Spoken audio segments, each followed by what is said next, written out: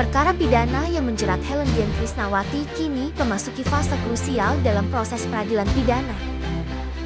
Pada tanggal 24 Juli 2025, Jaksa Penuntut Umum dari Kejaksaan Negeri Jambi secara resmi mengajukan tuntutan pidana mati terhadap terdakwa dalam sidang yang digelar di Pengadilan Negeri Jambi.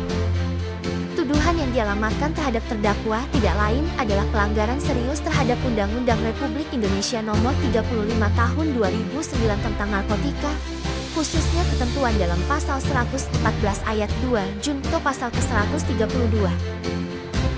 Tuntutan pidana mati ini tidak muncul dalam ruang hampa, melainkan dilandasi oleh sejumlah pertimbangan yuridis dan sosiologis yang bersifat memberatkan.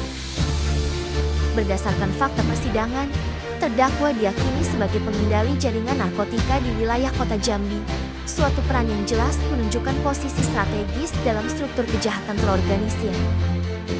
Perbuatan tersebut tidak hanya bertentangan dengan norma hukum yang berlaku, tetapi juga bertentangan secara diametral dengan kebijakan negara dalam upaya pemberantasan narkoba yang selama ini digaungkan secara nasional.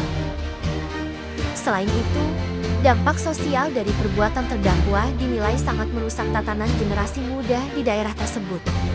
Dalam persidangan, terdakwa pun dinilai tidak menunjukkan sikap kooperatif, melainkan justru berbelit-belit dalam memberikan keterangan dan tidak menunjukkan penyesalan. Tidak ditemukan pula satupun keadaan yang dapat dikategorikan sebagai faktor yang meringankan.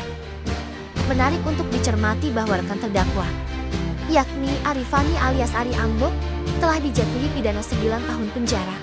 Sedangkan Dindin alias Diding bin Tender telah dituntut pidana penjara selama 12 tahun dalam berkas terpisah.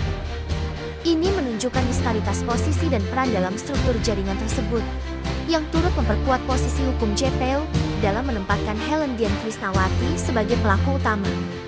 Saat ini, terdakwa ditahan di Lembaga Pemasyarakatan Perempuan Jambi sambil menunggu kelanjutan proses persidangan. Majelis Hakim telah menetapkan sidang lanjutan akan digelar pada Kamis, 31 Juli 2025, dengan agenda pembacaan pembelaan atau pledoi dari pihak terdakwa dan penasihat hukumnya. Kejaksaan Negeri Jambi, melalui langkah ini, menunjukkan konsistensinya dalam menjalankan fungsi penuntutan secara profesional dan berlandaskan asas kepastian hukum. Sikap tegas terhadap tindak pidana narkotika seperti ini merupakan refleksi dari kesadaran institusional bahwa ancaman narkoba terhadap stabilitas sosial dan masa depan bangsa tidak dapat ditoleransi.